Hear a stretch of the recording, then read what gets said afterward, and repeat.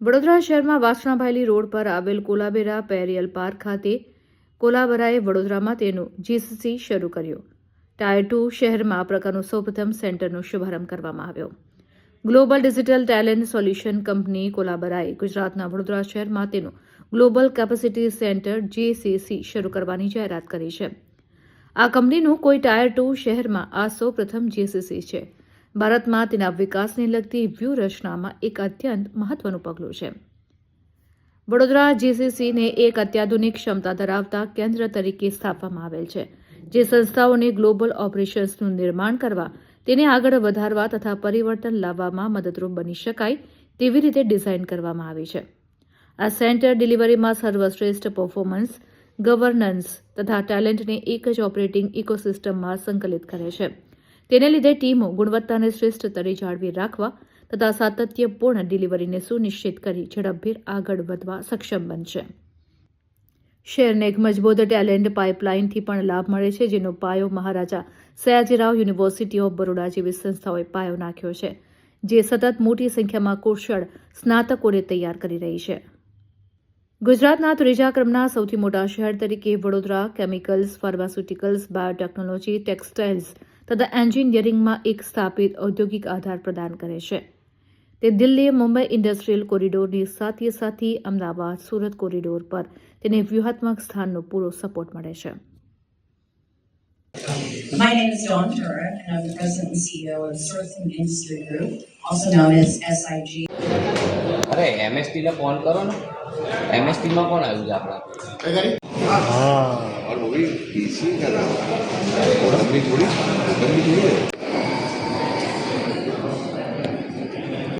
poised and equipped to be one of the best when it comes to the culture. It's the cultural capital of Gujarat. It's also surrounded by some of the top. I guess you all know it. Only in this side, I take care of India talent acquisition and GBS. Oh, they'll run away from there. होगा अभी तो आया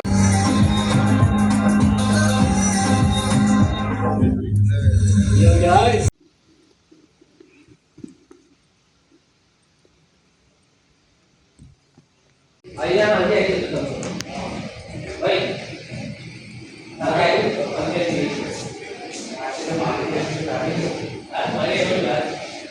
Gujarati as well, so it's easy for all consultants. So my name is Sunny Shah. I'm the Senior Vice President for Strategy here at વડોદરામાં કોલાબરા 20 વર્ષથી છે, તમે લોકો જાણો જ છો. અમે લોકો છેલ્લા 20 વર્ષમાં હજારો જોબ્સ ક્રિએટ કરી છે અને અમારું વડોદરા અને ગુજરાતનું જે કમિટમેન્ટ છે એને અમે વધારે પૂરું પાડવા માંગીએ છીએ. ગ્લોબલ કેપેબિલિટી સેન્ટર્સ, જે ગ્લોબલ કંપનીઝ છે જે લોકોનું ઇન્ડિયામાં અત્યારે પ્રેઝન્સ નથી, એને અમે લોકો ઇન્ડિયામાં બોલાવી રહ્યા છે અને એ લોકોને પહેલું સેન્ટર આપણું વડોદરાનું ટિયર 2 સેન્ટર, જે કોલાબરા 6 સેન્ટર એસ્ટાબ્લિશ કરવાનું છે, એમાંથી આ પહેલું સેન્ટર આજે વડોદરામાં ઓપન થયું છે. અહીંયા આગળ યુએસ, યુરોપ, ઓસ્ટ્રેલિયા, મિડલ ઇસ્ટથી કંપનીઝને આપણે અહીંયા બોલાવીશું.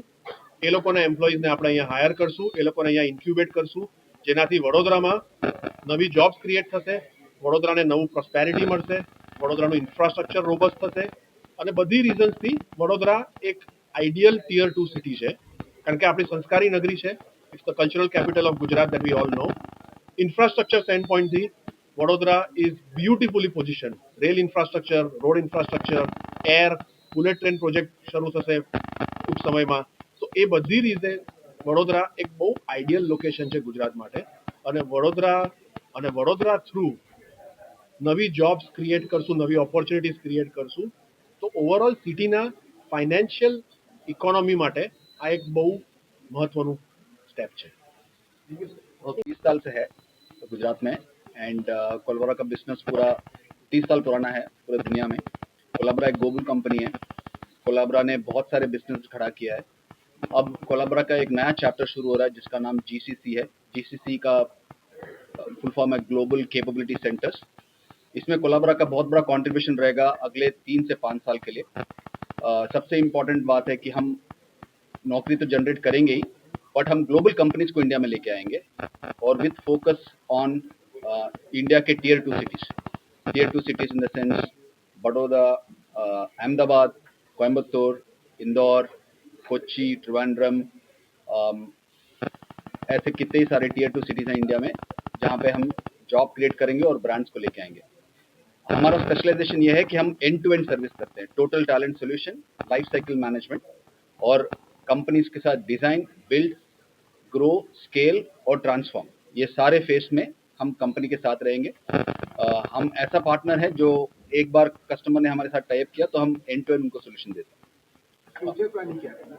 हमारा फ्यूचर प्लानिंग ये रहेगा, अगले 3 से 5 साल में इंडिया में we should provide employment for at least 10,000 people, मतलब 10,000 लोगों को एम्प्लॉयमेंट दें और $100 मिलियन का रेवेन्यू जनरेट करें। ये हमारा future plan. So, on behalf of Sourcing Industry Group, also known as SIG, we are out of North America and we're the world's largest association of people involved in procurement. So we represent the Office of Chief Procurement Officer, and our decision to come to India is we see such a wealth of talent and passion and educated people that can enter our workforce. So no longer will India be the back office function. We see India moving into the front office function for North American companies. So we have come here, we have so enjoyed getting to know the city, getting to know the people. They're the most wonderful people we've met in all of India. And we hope to be partnering with Collabora to help bring them to more North American companies so they see the beauty of the passion and the education that they can have and have this be their global capability center. So we're here for the long term. We're here for the growth. We're here for the passion that we have here within Collabora. And we are so proud of our partnership with them. So we just hope it continues to grow year after year. Thank you dome. So Baroda specifically અમે સનીભાઈ કીધું કે 20 વર્ષથી છે. 20 વર્ષથી અમે talent ખાલી બરોડામાંથી જેટલું higher કર્યું છે એટલું જ ટેલેન્ટ અમે બહારથી હાયર કર્યું છે. અમારું ડેડિકેટેડ કોર્પોરેટ રિક્રુટિંગ ટીમ છે જે બહાર બીજા ગુજરાતમાં અને ગુજરાતની બહારના કેમ્પસીસમાં જઈને ઇન્ટરવ્યૂ કરે છે અને એમાંથી કેન્ડિડેટ શોર્ટલિસ્ટ કરીને અહીંયા જોઈન કરે છે. અને મેજોરિટી અમારું હાયરિંગ જેટલું છે એ ફ્રેશરનું છે. સો કોલેજમાંથી ગ્રેજ્યુએટ થઈને જો પહેલું જોબ કરે છે એ લોકો અહીંયા આવીને જોબ કરે છે. તો એન્ડ જેટલા અમારા લીડર્સ છે આજ કંપનીમાં એ બધા એવી રીતે જ હોમગ્રોન લીડર્સ છે. બહારથી અમે બહુ ઓછા લીડરશિપ પોઝિશનમાં હાયર કર્યું છે. જેટલા લીડર્સ છે એ બધા ઇન્ટરનલી લીડર બન્યા છે. એ લોકો બધાએ 10 વર્ષ, 20 વર્ષ, 15 વર્ષ પહેલાં એઝ અ ગ્રેજ્યુએટ કાં તો રિક્રુટિંગમાં, કાં તો સેલ્સમાં, કાં તો પ્રોક્યોરમેન્ટમાં, બીજા ડિપાર્ટમેન્ટમાં નોકરી સ્ટાર્ટ કરી અને પછી અત્યારે ડિફરન્ટ રેસ્પોન્સિબિલિટી અને હાયર લેવલ પોઝિશનમાં છે. અને ઘણા લોકોએ બીજા કન્ટ્રીમાં જઈને કન્ટ્રી હેડે જ છે અત્યારે કોલાબરાના કંપનીઝમાં. બીજું કોઈ ક્વેશ્ચન?